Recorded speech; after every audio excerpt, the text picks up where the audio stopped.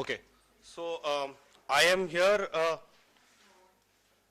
presenting a rough and first draft of something that I've been trying to write for many years now. So here goes. I will be reading from a text to kind of stick to the time limit. They have poisoned our crops. They have poisoned all Adivasis. They have poisoned our children. 4.5 years ago, at the Shramik Adivasi Sangathan's office in Harda town in Madhya Pradesh, I angrily heard 4 Adivasi men and women of Uncha Barari village tell me about forest officials spraying weedicides in their fields.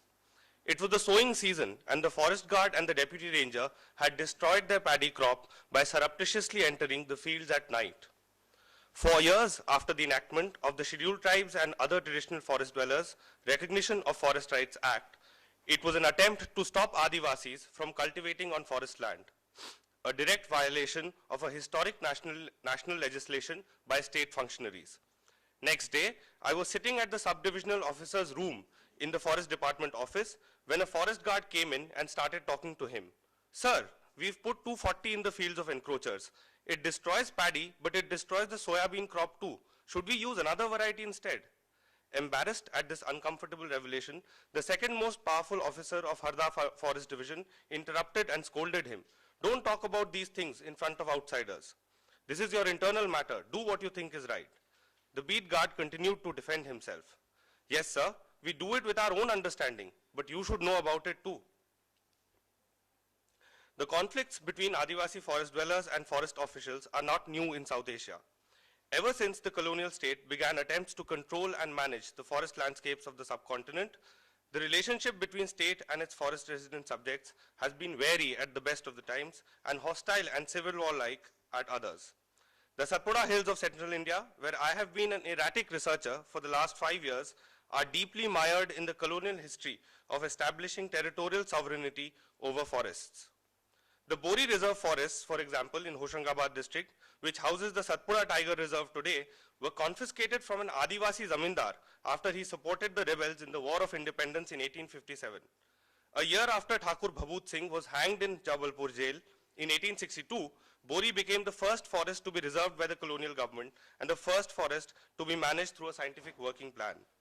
To use Nancy Peluso and Peter Vandergeest's words, in the next 3 decades, as the reservation of forests extended across the Satpura Hills, they became political forests, a critical part of state making in terms of territorialization, as well as forest management as a technology of state power. Like forest dwellers in much of South and Southeast Asia, the Gond and Korku Adivasis who live in this region also adopted myriad forms of resistance to counter the loss of their livelihoods. They burned the forests which had become state property, grazed their cattle and lopped timber in violation of laws, and even took part in the well-known forest satyagraha of 1930 in Betul.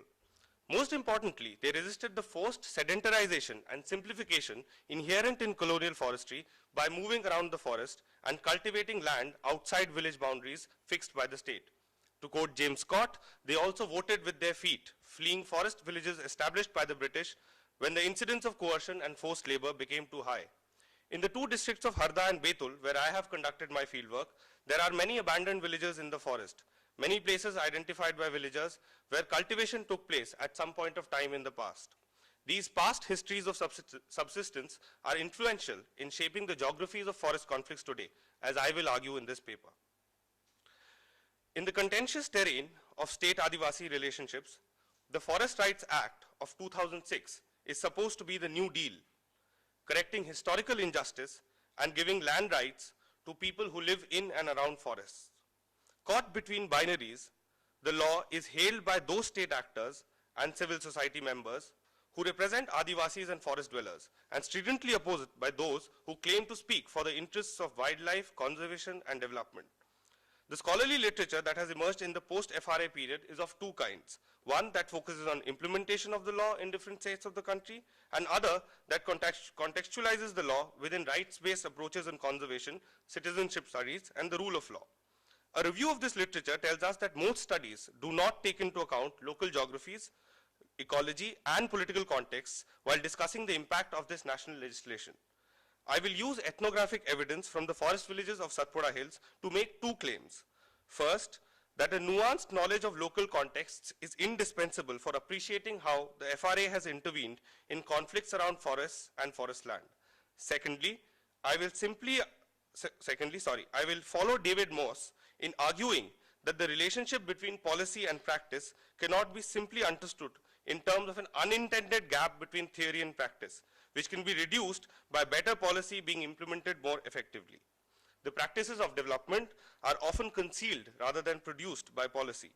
This might be the case, especially if scholarly concerns for social justice lead us to focus on rights-based development strategies like FRA without appreciating the specific ways in which it is contested and implemented in a particular region. This slide is supposed to work in any case. This paper is based on ethnographic fieldwork carried on from August 2010 to January 2011 in Harda and Betul districts of Madhya Pradesh. My interest in the FRA emerged from a political engagement with resource conflicts, Adivasi mobilizations in central India, and contestations over development. A decade before the FRA was legislated, an organization called Shramik Adivasi Sangathan started organizing Adivasi villagers in the Satpura region around issues of land rights, dignity, and exploitation by the Forest Department. As I described at the beginning of the paper, one of the main issues of contention between Sangathan and the Forest Department was cultivation on forest land. While the Sangathan encouraged villagers to occupy and cultivate land beyond the village boundaries, the Forest Department forcibly evicted these people, whom it considered encroachers. Members and sympathizers of the Sangathan were routinely arrested, beaten, and harassed in a number of ways, and the Sangathan responded with dharnas, rallies, and petitions, and fought elections on these issues. Conducting fieldwork in this hostile situation was often an unpleasant and complicated experience, as a section of the forest bureaucracy was convinced that I was the newest urban recruit of the Sangathan. I am currently in the middle of my doctoral fieldwork in the same region, and negotiating with both the groups and asserting my autonomy as a researcher remains as challenging as ever. Although this paper is largely based on interviews taken 4 years ago, many of the insights in it are a product of the current phase of fieldwork, as well as the 2 years that I have spent at the School of Human Ecology, AUD. Scholars and policymakers working on the Forest Rights Act have emphasized the deficiencies in its implementation and identified several factors responsible for this. They have highlighted the high degree of rejection of individual and community claims over forests, the small percentage of claims that are actually approved by the district level committees, and the modest amounts of land finally distributed under the Act. A review of 8 studies from Rajasthan, Andhra Pradesh, West Bengal, Chhattisgarh, Gujarat, Odisha, and Kerala reveals that the lack of political will, conflicts among government departments, and narrow or incorrect interpretations of law are the major explanations for why the law has not succeeded in achieving its objectives.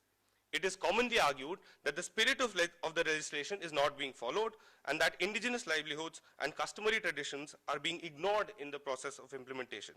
However, most of these regional studies pay little or no attention to the local historical and ecological contexts in which a progressive national law is implemented. Forest management in Harda and Betul over the last 150 years has been geared towards maximizing the production of timber. The commercial value of teak found in this region has meant that the Forest Department has promoted this species over others in its plantations and working plans. Teak dominates the forest landscape of Harda and Harda is the highest revenue generating forest division in Madhya Pradesh. The forest villages of this region were set up as labor camps at the end of 19th century to ensure the availability of labor for working the forests, planting teak, protecting them from forest fires, felling timber, and transporting timber to depots in the nearest towns.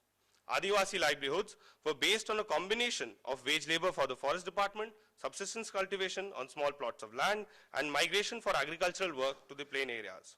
A perusal of archival records shows that forest officials were firmly against encouraging cultivation in the forest villages.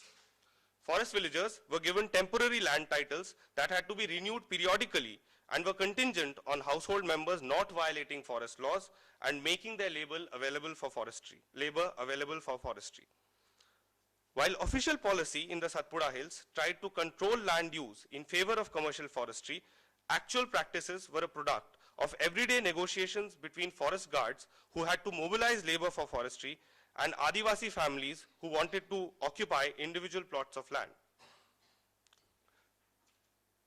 One of the ways in which cultivation was extended in the region despite legal restrictions was through the practice of thalua. Young adults would move out of their parents' home after marriage. Young adults would move out of their parents' home after marriage and occupy previously uncultivated sites in the forest.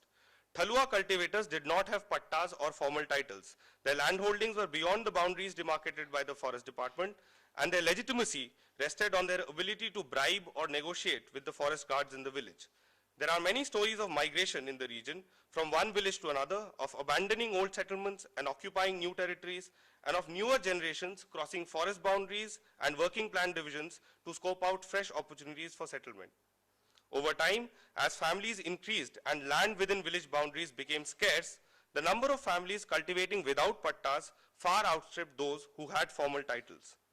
The Forest Department categorized these landholders as encroachers in the periodic surveys that it carried out in 1980s and 1990s, classifying them as eligible and ineligible encroachers depending on the location of the land vis-a-vis the compartment boundaries, the duration of cultivation, and the outcomes of local negotiations.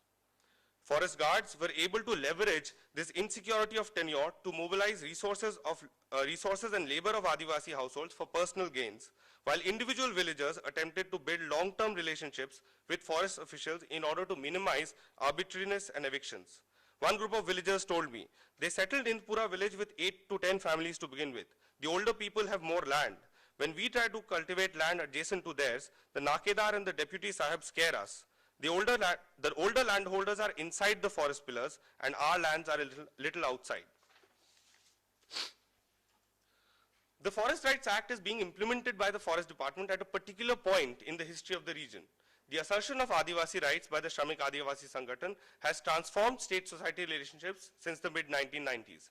In the villages where the Sangathan is active, people fearlessly speak out against the atrocities of the Forest Department and are engaged in a constant battle with officials to cultivate forest land. The desire to cultivate, to be a farmer rather than a forest dweller, is also driven by the changes that have occurred in the agrarian landscape of southern Madhya Pradesh in the last 3 decades. As Meghla Krishnamurthy discusses in her work on the Harda Mandi, the arrival of canal irrigation in mid-1980s has led to a soybean wheat cropping cycle in the plains areas. Harda is now heralded as the Punjab of MP, owing to the quantity and quality of wheat produced in the region. There is no livelihood as attractive or desirable for the upland Adivasis as irrigated commercial farming that is practiced in the plains areas. This is especially so because it is they who work on the wheat, soybean and moong crops of the Harda farmers. They irrigate, spray pesticides, drive the tractors and perform other agricultural tasks on the basis of seasonal or annual labor contracts.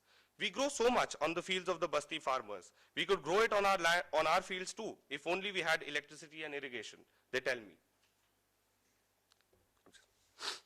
The limitations of FRA in this context emanate not only from the gap between the law and its implementation, but also from the gap between what the law is willing to offer and people's expectations. In their book, Powers of Exclusion, Hall, Hirsch and Lee distinguish between 4 types of state-mediated efforts to improve access to land: land formalization, land titling, land settlement, and land reform. Contrary to its critics' description as a land distribution program, the FRA is a land formalization legislation that only seeks to formalize cultivation rights of Adivasi peasants without giving them complete property rights. When this process of formalization through a new law is carried out by state actors who have a much older history of confrontation and negotiation with local residents, the results can be newer regimes of exclusionary practices. To give just one example among many, the FRA accords legitimacy to forest-based cultivation on the basis of a cut-off date. Plots being cultivated before 31st December 2005 are considered legitimate, while those afterwards are not. The Forest Department in Harda and Betul decides the legitimacy of a claim on the basis of its own boundaries and surveys.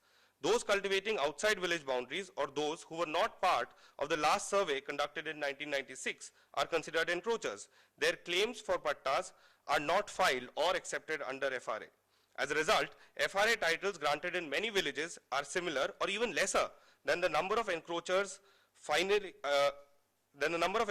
officially acknowledged in the surveys 2 decades ago. Individual rights have not been given to most Thalua cultivators of past generations. Their claims have been rejected, citing the sanctity of forest boundaries or the lack of old pattas. Curiously, the cutoff date of 31 December 2005, which is always cited by activists as the criterion for legitimacy, is not as important for villagers. What is important for them is the right to cultivate outside village boundaries, based on actual needs. The Sangathan, on its part, also encourages villagers to occupy sites of settlement that had been abandoned many generations ago.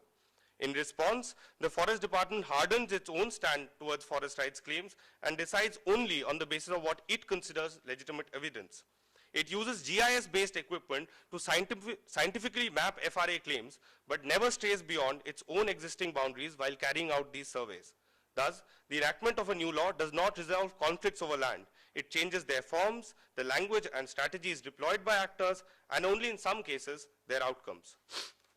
Scholars like Nandini Sundar, sorry, I'm just ending, last paragraph. Scholars like Nandini Sundar link the FRA to issues of citizenship and rule of law. In their view, FRA marks the transition of Adivasis from subjects to citizens. For Indian Adivasis, she says, historically, full citizenship would mean secure and legally enshrined land rights. However, Adivasi smallholders of the Satpura region who have been given FRA titles are far from content with this transition.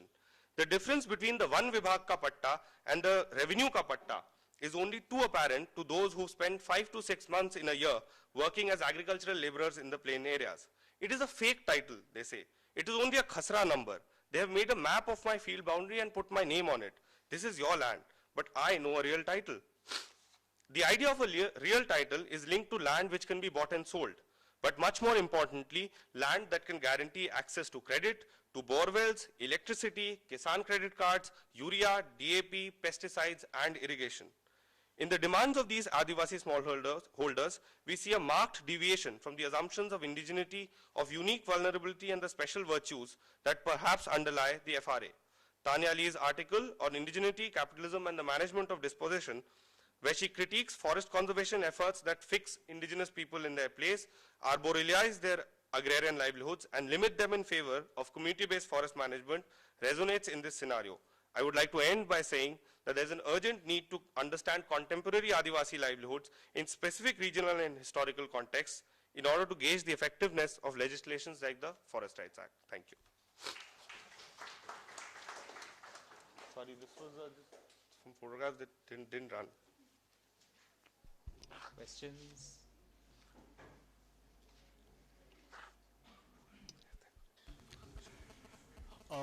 If we do a comparative analysis between the old Forest Act and new Forest Act, we find that new Act claimed to have opened up a greater scope for the forest dwellers and the other forest dependent people. What do you find out of your research and interview, whether it is the new act is comfortable to the people, forest dwellers, or the people who is dependent, or the old act was comfortable? And what was the scope for the government officials under the new act, under the old act? Should I take or answer? Okay, so the first thing to note is that the old Forest Act, which you're referring to, the Indian Forest Act of 1927, is still in place. It's not been replaced by the Forest Rights Act of 2006. The Indian Forest Act 1927 is still the law governing the management of forests in our country. The Forest Rights Act only adds to that in a sense. And of course, there are severe contradictions between both the laws. Now, the problem is that, look, the Forest Rights Act came after a long sort of movement nationally by different forest rights groups and Adivasi organizations. So it definitely takes care of a lot of things that the old Forest Act basically criminalized people. They said that you can't lop trees in a reserve forest, you can't, fish in a reserve forest, everything. The new Forest Act is much, in that sense, the FRA is miles ahead of this. What I'm trying to argue is that even the new Forest Rights Act, because it's a national level legislation, it does not take into account local specificities, and there it runs into problems. That the FRA, I'm not saying that we should do away with the FRA and go back to the old act.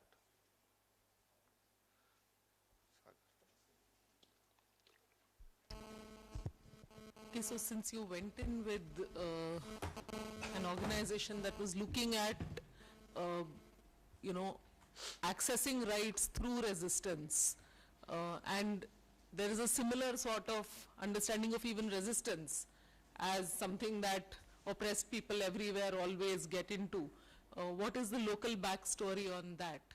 And does that, on resistance and, so you sort of started with saying that the Shramik Adivasi Sangathan one fine day sort of landed up here with a certain, it decided a mandate for itself and landed up. Why then exactly, and what has been the trajectory of that? And does that also then make us rethink story, the literature on resistance and how that plays out?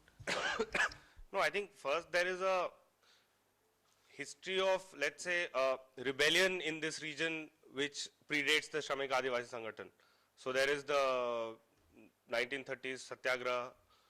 There have been sporadic outbursts of anger against the forest department. At the same time, there have been what we call everyday forms of resistance. So people, which I said, that people, leaving forest villages, moving to newer sites.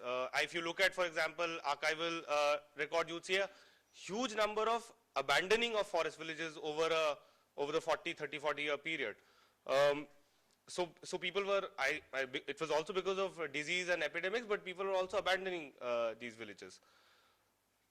And over the long, the other thing that I can tell you is that individually peasants also tried to build long-term relationships with local forest officials. That was one way to minimize the arbitrariness. So, if somebody will try to do something to kind of get favors from the forest guard to just ensure that his land is not brought out of the pillar. For example, when the forest boundary is being redrawn, where will it be redrawn will depend on the local guards.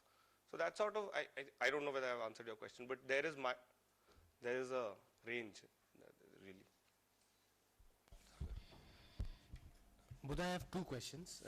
Firstly, after the legislation, do you see, has there been any change in the sense that during earlier times, whenever elections would be around the corner, demand for pattas and entitlements will be, raised and promises will be made.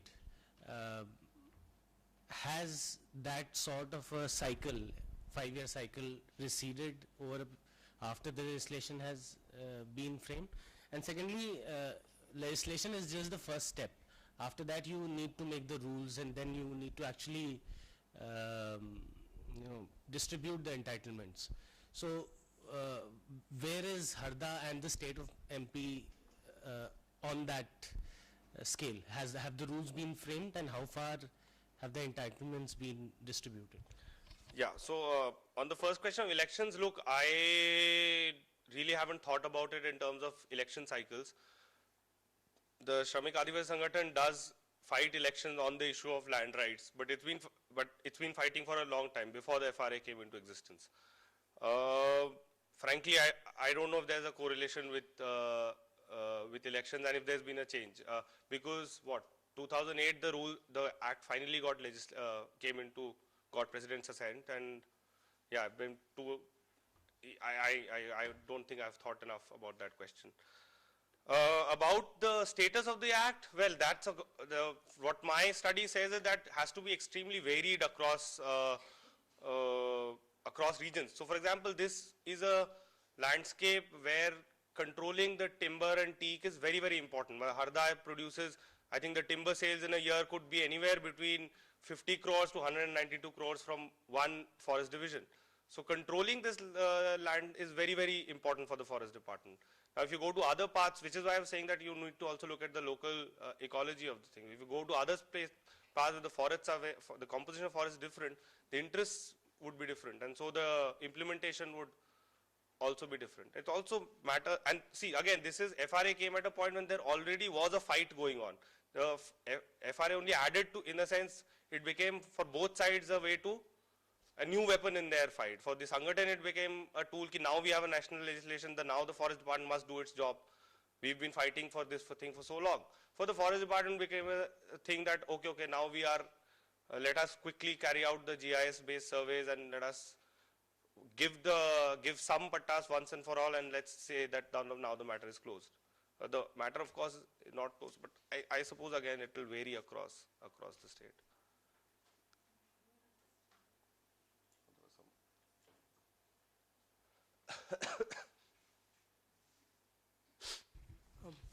I just wanted to kind of, you had shown this map in the beginning about the region, and we're talking about the Forest Rights Act. The region to the east of Harda, which is in Chhindwara, which is just below the Satpura Tiger. That area was probably had a similar kind of forest cover till about 60 or 70 years back. Today it's completely bare. The entitlements of that did not go to the villages. Actually, there were some coal fields that were set up, right? Eastern coal fields. Since the coal fields were set up and the villages were moved, whatever remaining tree cover existed in the area has also disappeared. Do you see that area incidentally is also under the Forests Department? Now, have you ever had any conversation with the Forest Department there about comparing this part of the region of the Satpura Tiger Reserve with the area immediately adjacent to it? There are a lot of local kind of comment, especially Samik Adivasi Sangathan have also said that jungle wahi bachega jahan insan rahenge. Agar insan nahi rahenge to jungle kat jayegi, and they give examples which are pretty common. I mean, it could be a useful way to look at this area.